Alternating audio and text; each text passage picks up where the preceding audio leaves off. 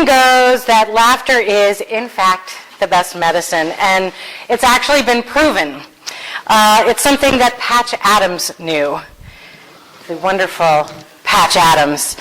As a doctor, he used humor and silliness while working with patients, and they responded with great healings. And it wasn't always healings in their bodies, but it was most definitely in their attitudes and their thoughts and their approach to their life. He started the Gesundheit Institute, and it started as a group of 20 friends, including 3 doctors, who opened their 6-bedroom home to the public for free health care. And during its time, over 15,000 patients were provided health care for both physical and mental challenges. Check out his website. The photos of this building are amazing. Just looking at it made me feel better. And it's not just this one guy. There have been studies and personal sharings that show again and again that laughter can be the key to turning around what's holding us down. And so I want to clarify that I chose this talk title for today specifically because of actually a very sad reason.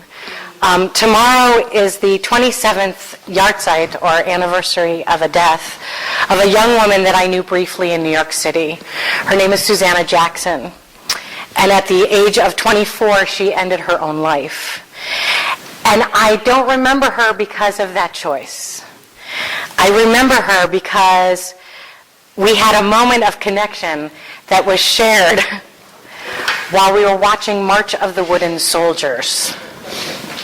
Susanna hadn't spoken to anyone for months, possibly longer. She just didn't speak. And as we were sitting and watching this on TV, there was this endless string of commercials. And out of nowhere, she said, "Boy, that's a whole lot of commercials." And yes, it is. And then we continued to watch this movie, and she smiled. She smiled. And so instead of doing a talk today that included this sad remembrance of Susanna, I wanted to remember her for that moment that she smiled, because we laughed together at Laurel and Hardy, and it's that memory that I hold, that she got a chance to laugh and to smile before she left us. So, check this out. In England, a group of National Health Service providers, counselors, and social workers came together and created something called the Laughter Line. It's a phone-in service where people dealing with all kinds of different challenges and ailments can call in and get laughing. It was founded in 2004, and as of last year, 8,000 trained staff, these are doctors, social workers, counselors, 8,000 work the Laughter Line. Here are some other stats. At Oxford University in 2011, they found that laughter increases our pain threshold. Researchers found that people who had watched comedy videos could withstand 10% more pain than normal. This totally explains my insanely high pain threshold. Another study at the University of Arizona found that laughter boosts cardiac health, while a report by scientists at the University of Maryland in 2005 showed that blood flow increased by 22% when patients laughed. Hi. So laughter releases endorphins, and it reduces the stress hormones cortisol and epinephrine. I don't know about you, but I got enough cortisol. I don't need any more.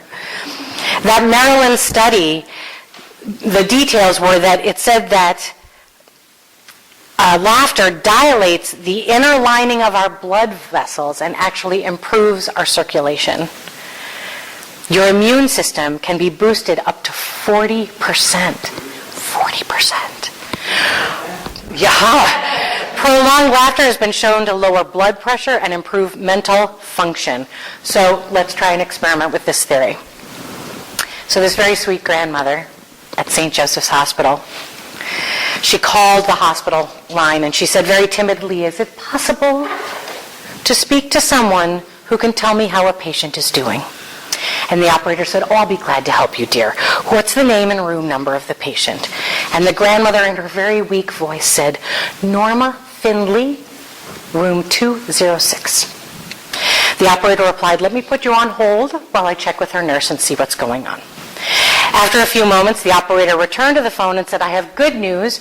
Her nurse just let me know that she's doing well and she's going to be discharged tomorrow."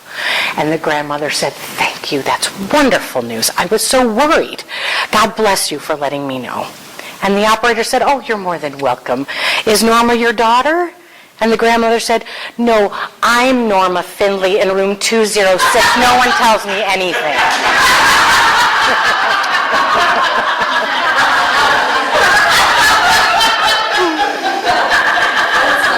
Totally something my mom would do, you know? And along those lines, how many Jewish mothers does it take to screw in a light bulb? None. I'll just sit here in the dark. It's fine. And we'll hang out one more moment in the Jewish humor. So 4 novice nuns are getting ready to take their vows, and they're dressed in white.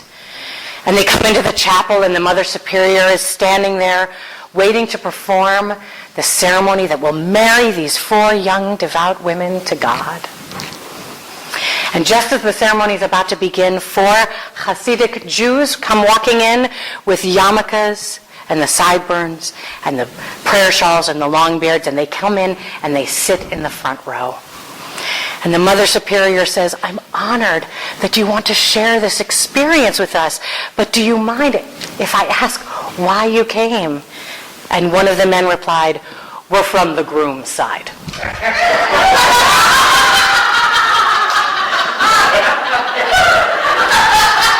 We're feeling better already. Okay, one more quickie from religion to salty.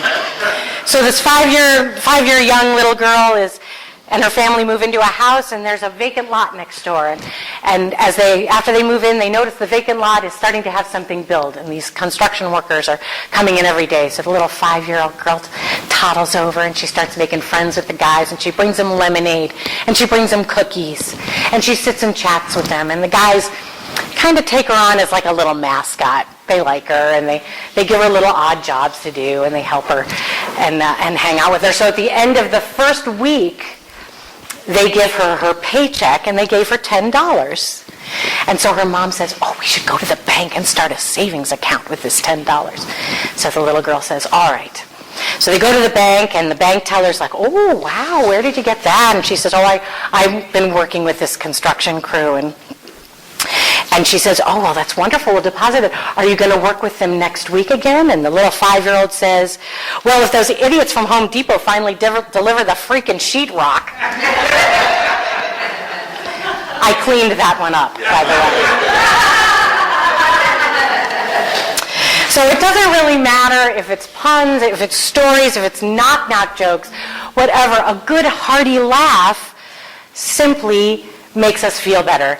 My dad was the king of puns. It would be endless. And if we were on long car rides, we'd know that he was working on one if he got real quiet. It's like he's working something up. And I mean, I know that I developed my sense of humor from him and my mom, because there was a lot of jokes, a lot of humor in our house. And just recently, I got turned on to the Prairie Home Companion joke show. They do a joke show every year where they do one entire show devoted just to jokes. And it's this huge hit. And everybody loves it because we really want to laugh. We want to feel good. We want that lighter energy. So just out of curiosity, we all have many, many movies that we love, but does anybody have a go-to laugh movie? Like, things are going really, really badly. I'm going to watch my go-to laugh movie. Does anybody have one? National Lampoon's Christmas Vacation. National Lampoon's Christmas Vacation, yes.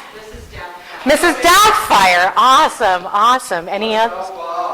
What about Bob? Liar, Liar, Patch Adams. Any others? Any other go-tos? I will share with you my go-to. My go-to is Galaxy Quest. This movie is hilarious, and it doesn't age. Like, it doesn't matter how many years it's been.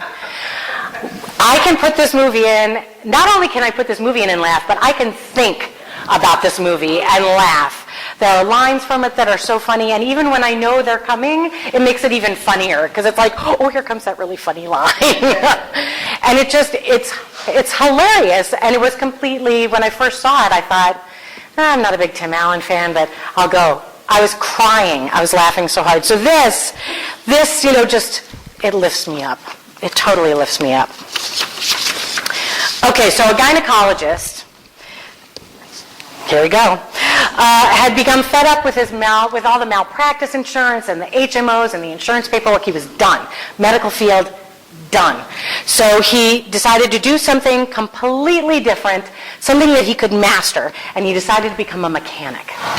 So he went to the local technical college, and he signed up for classes, and he took the classes, and he attended, and he learned everything that he could. And finally, the big final exam came.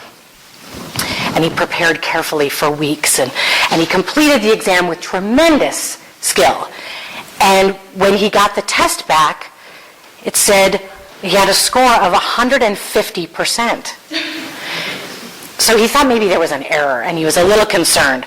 So he called the instructor, and he said, I don't want to seem ungrateful for such an outstanding score, but I'm wondering if there was an error in the grading. And the teacher said, oh, no. During the exam, you took the engine apart perfectly, which was worth 50%. You put the engine back together again perfectly, which was also 50%. After a pause, the instructor added, I gave you an extra 50% because you did it all through the muffler, which I've never seen in my entire career.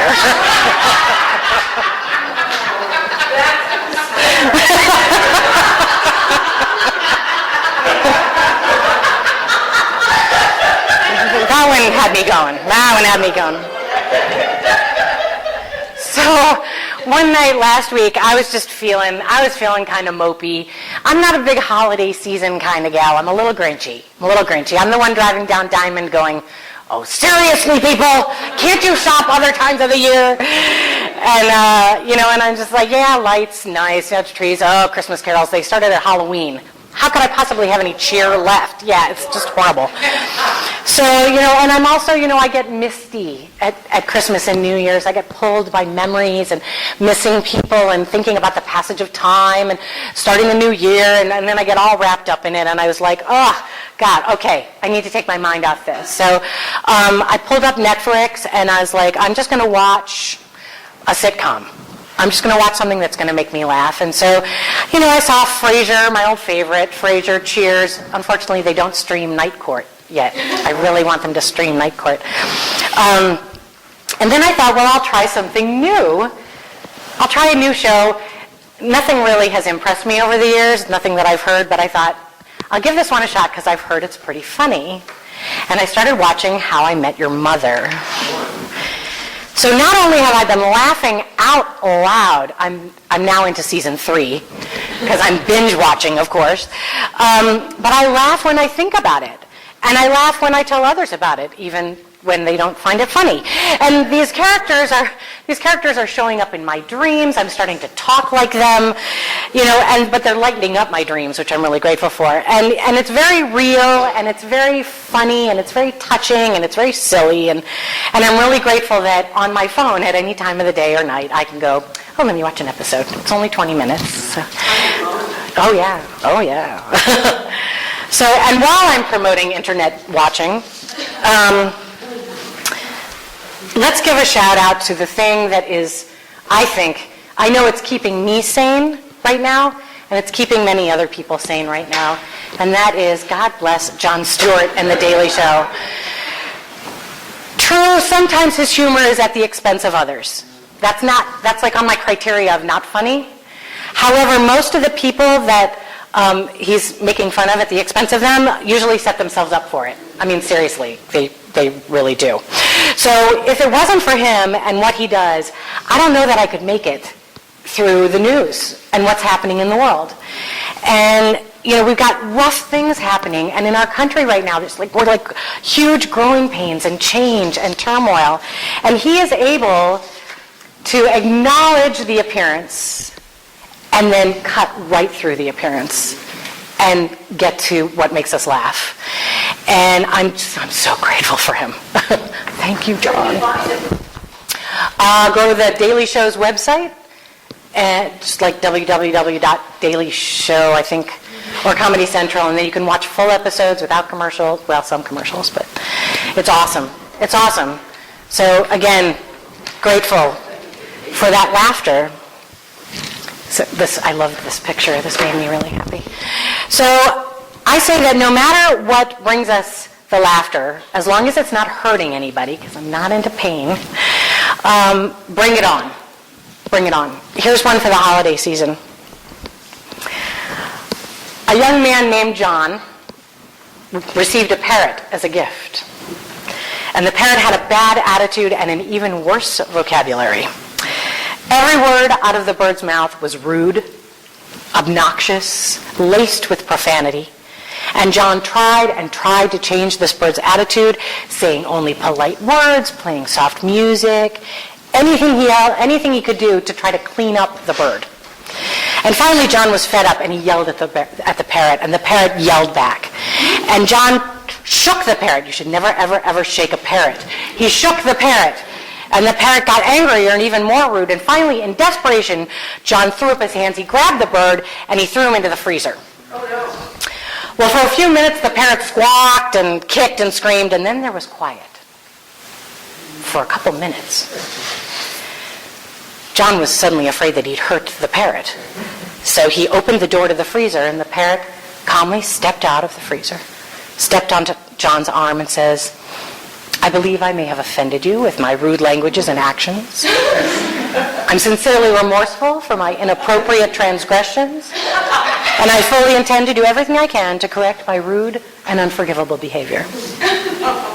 John was stunned at the bird's attitude. He was about to ask the bird why he changed his attitude when the bird leaned in and said, "May I ask what the turkey did?"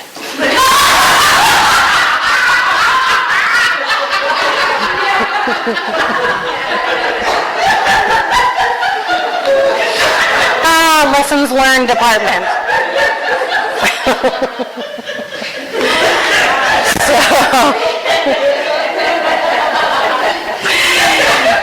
So Alan Cohen, who wrote the book A Deep Breath of Life, which I pull from a lot, he shared that the surest signs of enlightenment are joy and laughter, that the spiritual path is one of play and celebration. He cites the Course in Miracles as teaching that the ultimate spiritual separation occurred when we forgot to laugh. He also points out that psychologists note that one of the clearest symptoms of psychosis is an absence of a sense of humor. That when we lose our ability to laugh, we go a little crazy. He encourages us to cultivate a laughter as a way of life. That finding humor in a situation is called the divine viewing point. So I'm going to give you one more divine viewing point. As a bagpiper, I play many gigs. However, I was asked by a funeral director to play at a graveside service for a homeless man. He had no family, he had no friends. So the service was going to be at a pauper cemetery in the Kentucky backcountry.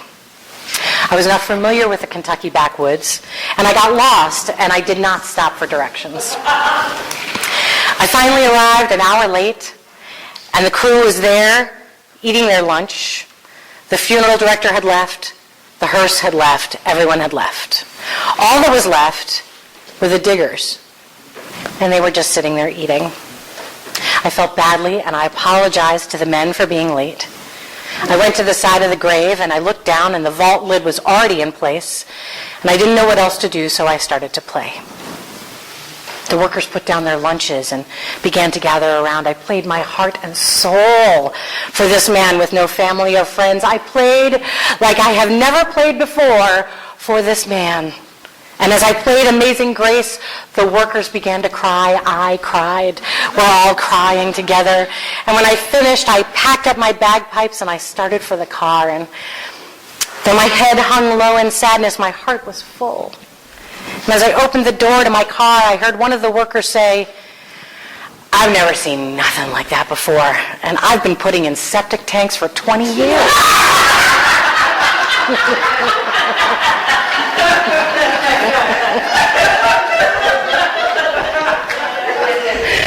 Oh, it's so much fun looking for these. So I'm going to close with one last thought. And because I am celebrating laughter and I'm celebrating Susanna, I found a quote and a photo that came together that sort of tied in what this time of year can feel like for some of us. There's tears, there's laughter, there's sadness, there's joy, and we're like feeling all of it at once. And I found this quote from the beloved Robin Williams. And his quote was, "If heaven exists, to know that there's laughter, that would be a great thing." And so it brings me a smile to know that wherever he is, there is some sweet laughter happening. So let's do some praying.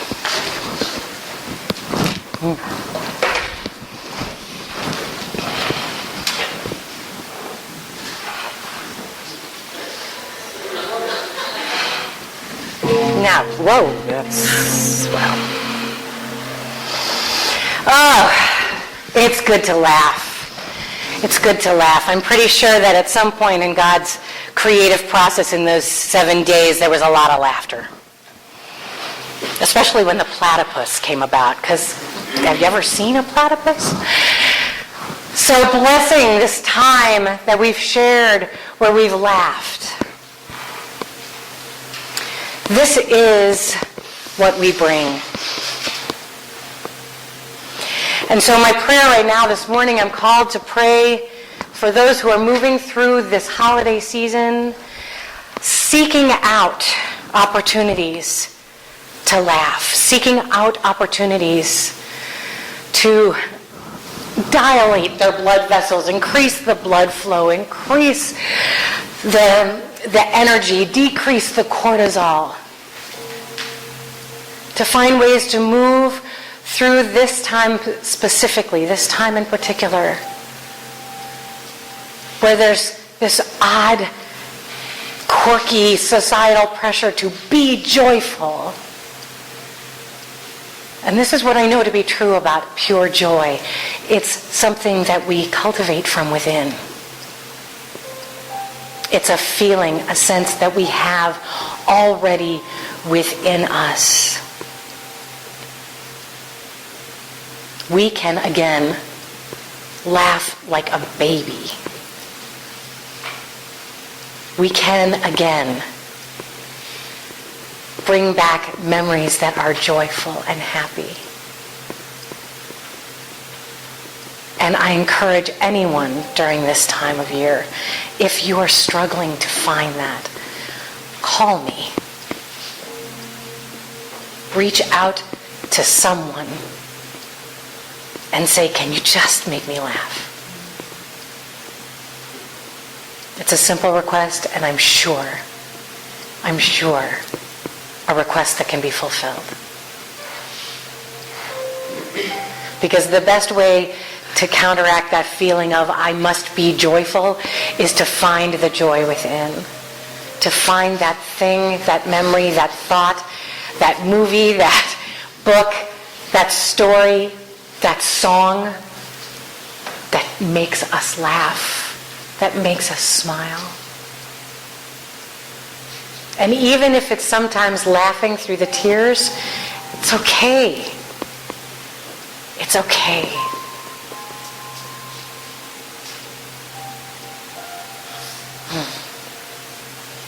I hold each and every one of us, as I always do, especially though right now in the next 2 weeks.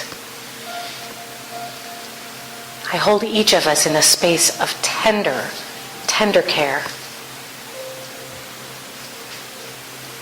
And I encourage all of us here And I encourage all who might be listening, find the laughter. It's waiting for you. Find the laughter and just let it out.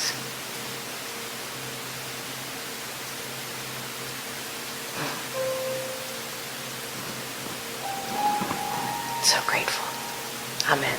Ashe.